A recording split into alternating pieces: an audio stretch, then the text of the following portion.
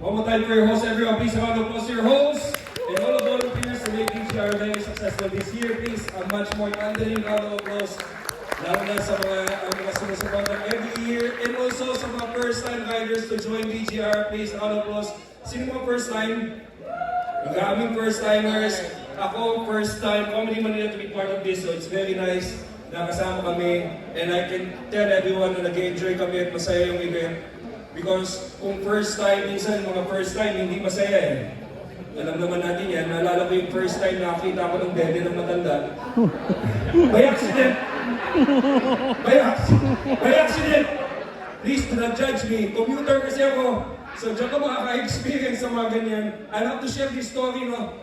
Pag nasa bus ka kasi puno, so nangyari sa akin, nakita ko ng dede ng matanda. Kasi puno yung bus.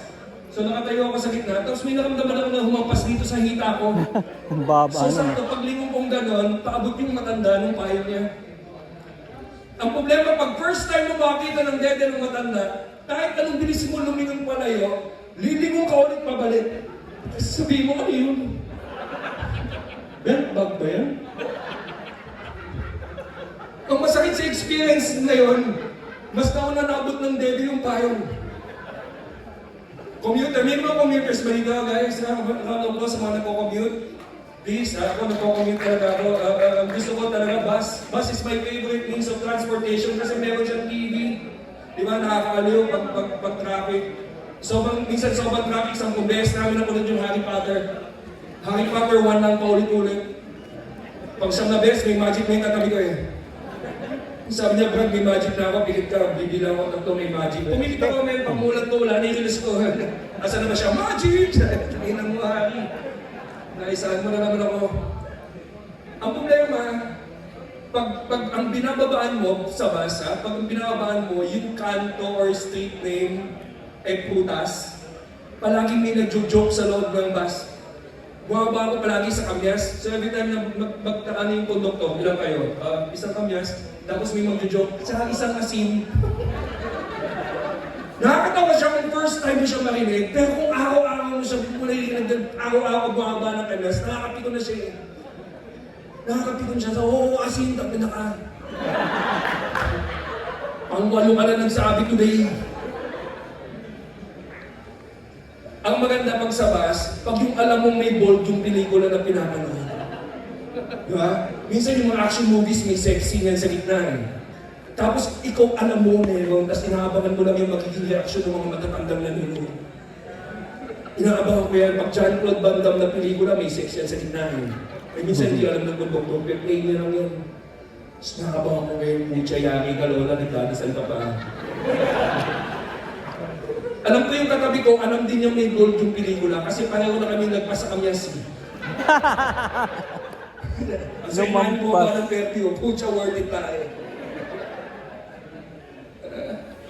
Pero sa mga riders dito, talaga ako mag-commute, mag-aangkas ako eh, kasi yun ang pinakamabilis to go to where I want to go. Ang problema lang sa angkas, pag traffic, tapos nag-uusap na yung mga angkas riders sa traffic, tapos sobrang close na nila, nagtatawanan na sila. Medyo nakaka-pressure kasi nagtitingin kami ng pasahero ng kabila. Mag-uusap na rin ba tayo?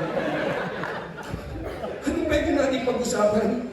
Mabaho din helmet mo? Sa pag-commute naman, dahil kakatapos ng eleksyon, lahat opinionated, minsan gusto mo nang i-shut up yung mga taong masyadong politika yung pinag-uusapan. Diba? So ang ginagawa ko, para makastop ako ng mga taong opinionated, sumasakay ako ng grab car, tapos kinukuha ko yung silent ride. Tapos pagpasok ko ng silent ride ng grab, kuwari may kakausapin ako sa telepono. Oh, dapat talaga yung si Duterte, kinukulong yan eh. Tapos titignan ko yung mukha ng driver. Hindi siya makapagsalita. Kasi silent mode. In-endorse si Pacman sa kasi Avalos. Ang sarap ng torture. Alam mo yung problema na sa Pilipinas, no? As much as we want to ease traffic, talagang wala eh, talagang traffic. Minsan nag-give up na talaga yung Pilipinas, nilagay na lang nila sa EDSA electronic billboard. Tapos, sasabihin ng traffic advisory, tapos may inspirational phrase, Bible phrase.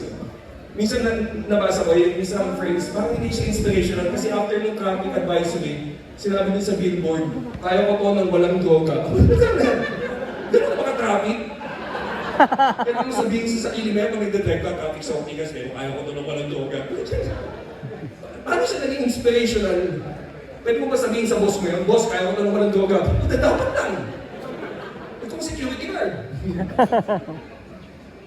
Pero as a commuter, ako ang nasa Catholic, sana ang susunod na santo natin, commuter. Kasi mas maraming makaka-relate. Ito to walang biro kung commuter ka, ito yung pinakamahirap pag magtatrabaho ka, 8 o'clock ang trabaho mo. You have to be awake by 4 a.m. para na makaabot ng opisina mo ng 7. Kaya sana may santo na commuter. Yung rebulto niya nakaganito. Namatayan nakatayo sa EDSA carousel. Nasa bulsa mo palagi yung rebulto niya, di ba? Nasa ka, Lord, please, sana, kasya ka sa jeep, kasya ka sa jeep. Alam mo, kasya ka sa kaliwa, thank you. Sa mga babaeng commuter, kailangan niya yung santo na commuter. Magkukommute ka, kung sana walang mga labas ng titi sa bus.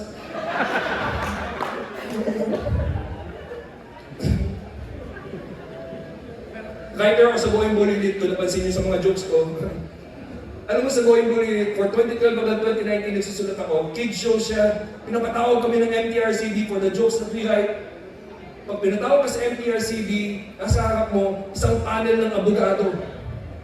Tapos babasahin nila yung joke mo word for word. Tapos bawal tumawa. Alam mo, nakakatawa yung joke kasi may isang abogado, pinipigilan niya yung tawa niya. Ano yung sabi sa amin ng MTRCB, pinatawag namin kayo dito mga writers para sabihin sa inyo na bawal magtawanan ng mga panot. Dahil ang panot ay disability. So, puto niya, wow! First time ko ma-open. Na-ice cream box ko eh. Disability Sabi ko, how unfair for you to call this a disability? Unang-una, wala kaming 20% discount.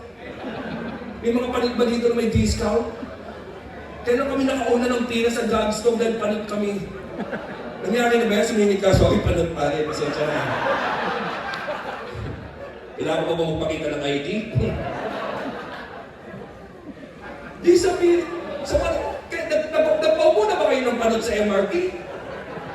Nangyari na ba sa MRT? Nakaupo ka, binigyan yung upuan mo sa panot. Kuya, yung panot. O, yung nakabackpack. Kuya, halika. Dito ka na sa upo ako. Kawawa ka naman. Kabigay ng buntis. Ang sakit lang kasi, kung nasa category yung panot ng disabled, kami yung mga disabled na hindi sineselebrate yung accomplishment and achievement sa buhay. Walang sineselebrate na panot. Yung unang bulag na nakapasa ng bar exam, may media, interview, TV, newspaper, nasaan yung unang panot? Dapat after nung unang bulag, interview yung unang panot. Di ba? Pagkatapos interview natin yung unang bulag na nakapasa.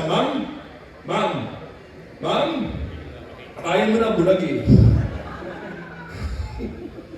Pero as someone na napapanot, I have to make fun of this. Para to make myself, a little bit comfortable, masaya. So, ano iniisip ko na lang, kaya ako napapanot, yung buko, inuuna na ni Lord sa langit. Yun ang iniisip ko, everyday, na ang buko nag-aantay sa langit. Every night, pag natutulog ako, may mga buwabang kami, ang tinubuhay yung bangs ko. Kapag namatay ako, yung unang sasalubong sa akin, mga sir, welcome to heaven, bangs mo. 85 years kang inantay niyo yan. Yun din yung motivation ko para maging mabuting tao. Kailangan ko pumunta sa langit. Kung maging masamang tao ako, ano na lang sabihin sa akin ng demonyo? Pinamukit ako yung buhok mo yun, Palado! Magsama-sama kayo mga panot! Meron ba mga riders mo Batangas? Para naman, meron. Did you ride kang Batangas? O Manila base na kayo? Where in Batangas? Santo Tomas. Kumamit talaga ng motor ka from Santo Tomas? Oh, nice. How about you, sir? Batangas City? Batangas Street. Alam mo kasama. Nakakatawa ko na to. the thing, you don't want to see someone from the same province as you. Totoo yan, hirap. Kasi when you see someone from the same province, it starts out nice, but then it becomes a battle of who knows your place better. Always with a Filipino. Taga saan ka? Batangas. Saan sa Batangas?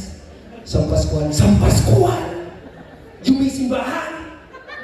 Oo! Ang simbahan ay may tapat na tindahan. Yun yun! Yung tindera na tindahan ay babae 68 years old na, pero ang dibdib na ni pang 18. Siyang siya. Ang babae na naging teacher ko ng high school, naging teacher kong babae ng high school, naging teacher kong babae ng high school, tanda ko pa. Inabot sa akin ng test paper, sabi, good job, mo po, nakita kong dibdib. Sabi ko, good job din. Sa inyo kasi Santo Tomas sa may beach, ilog, wala.